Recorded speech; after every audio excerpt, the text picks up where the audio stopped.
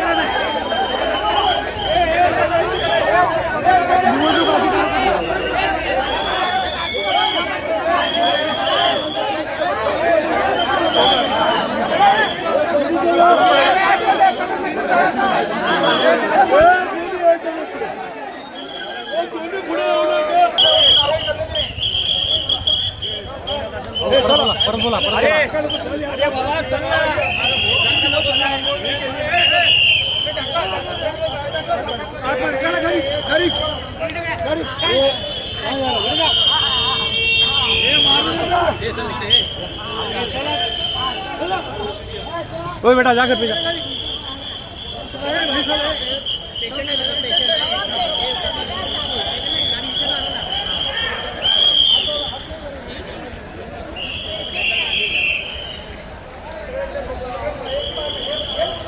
नमस्कार। चला कोणी तिथे थांबू नका, परत बोला ना थोडी। तिथे कोणी थांबू नका, चला जमावबंदीचे आदेश चालू आहे, चला पाठीमागे चला, चला चला जमावबंदी रेडी चला, पोलिसांना सहकार्य करा, चला लवकर। पाटकरजी काय सांगणार आहे, नेमकी काय घटना घडली आणि कोणाला तुम्ही पकडलेत काय सांगणार? अरे घटना घडली नाही, इकडे तमाशा झालाय, निवडणूक आयोगाचा तमाशा झालाय इथे। आज अशी परिस्थिती झाली आहे ना की मी नाव नाही घेणार की बिहार यूपीपी झालाय, पण त्याच्यापेक्षा बद्दर परिस्थिती आज 15 दिवस झाले आम्ही झडकडतोय। नेमकं कोणाला पकडलंय आणि काय पकडून दिलेलं आहे 4 जण होते, 2 जण आत होते, एक तर त्यातला आमची लोक सांगतात की आयटीचा मास्टर आहे तो, आणि जो आतमध्ये पकडला गेलाय रवींद्र महाडिक बीआरसीचा रिटायर आहे, आरसीएफचं फेक आणि बीएमसीचं फेक आयडी आहे त्याच्याकडे, जे पोलीस अधिकाऱ्यांनी माझ्या समोर घेतलेलं आहे ते। लक्ष्मण पांढरे तो स्वतः तन्वी कातेचा नवरा तुषार काते, ते लोक बाहेरून पळालेले आहेत। तिथे कायदा आणि सुव्यवस्था निर्माण झालेला, एवढी जमाव जमला होता, डीसीपी साहेब आले, मी कार्यकर्त्यांना विनंती केली की लांब जा म्हणून, आपल्याला कायदा, पण काय चाललंय, कायदा आणि सुव्यवस्था फक्त आम्हीच सांभाळायचा। मी आता सांगणार आहे, नको आम्हाला ही निवडणूक, लोकांना सांगणार आहे, द्या त्यांना बिनविरोध निवडून, फक्त घाटलेच्या मतदाराला माझी विनवणी आहे, तुझा स्वाभिमान जळला जातोय, तुला गाडलं जात आहे 2 साड्या देऊन, 1000 500 देऊन, आणि आता या बूथ मध्ये घुसून हा तमाशा झालाय लोकशाहीचा। निवडणूक आयोगाला माझं म्हणणं आहे, निवडणूक आमच्या इकडची कॅन्सल करा आणि त्यांना बिनविरोध निवडून डिक्लेअर करा म्हणून, बस। त्याच्या पुढे काय बोल, 8 वर्ष झालं निवडणूक झाल्या नाही, जीव तोडून आम्ही मेहनत करतोय दिवस रात्र, आज 20 वर्ष लोकांमध्ये मेहनत करतोय, घाबरत नाही मी कोणाला। आपण हे लोक बूथ मध्ये कसं काय गेले काय सांगणार, कारण की पोलीस सिक्युरिटी होती एवढं। आतले पोलीसवाले सांगतात ते आले, आम्हाला माहिती नाही कोण आहेत, माहिती नाही, बाहेरच्यांना सांगितलं त्यांनी मी बीएमसीचा अधिकारी आहे, आयडेंटिटी दाखवलंय त्यांनी, त्यांना कळायला नको त्या बूथ मध्ये त्यांचा सुपरवायझर असेल ना, 3344 वर हेड असेल ना, त्याला माहिती नको कोणती माहिती, ते तिथले अधिकारी कोण आहेत, तो कसा आतमध्ये गेला, त्यांच्याकडे जेव्हा ते सकाळी जेव्हा नंबर्स वाटले गेले बसमधून, ते सकाळी गेल्यानंतर त्यांचा पुरा रेकॉर्ड आहे, तो रेकॉर्ड त्यांच्याकडे आहे, 40 माणसंच असतील, 41वा कसा गेला, मग माझं म्हणणं आहे, जी फिगर आहे त्याच्यावरचा माणूस गेल्यानंतर त्याला आत घेतला कसा, आणि आता तिथं परिस्थिती अशी आहे की मॉब गेल्यानंतर त्यांनी ते लॉक करून घेतलेत। आमचं म्हणणं आहे, एक माणूस आतमध्ये गेलाय, तुमच्या माध्यमातून दाखवा जनतेला तुम्हाला घाटल्याच्या. असं वाटतं का ईव्हीएम नी छेडछाड आणि काहीतरी असं काही करू शकतात. काय गरज आहे ना आतमध्ये जायची? एवढ्या रात्री आतमध्ये जायची गरज काय आहे ना? किती नंबर हे पोलिंग बूथ होतं आणि कुठलं ठिकाण? 33 ते 44 मध्ये. आम्ही आरोला सांगणार 33 ते 44 पूर्णपणे चौकशी करा, चेकिंग करा. उद्याचं सांगणार ओके आहे ते बंद करा इलेक्शन, त्या बुथचं इलेक्शन रद्द करावं आणि नंतर 2-4 दिवसांनी घ्यावं. पण आता मला भीती वाटायला लागली की सगळ्याच बूथमध्ये यांनी असं केलं असेल.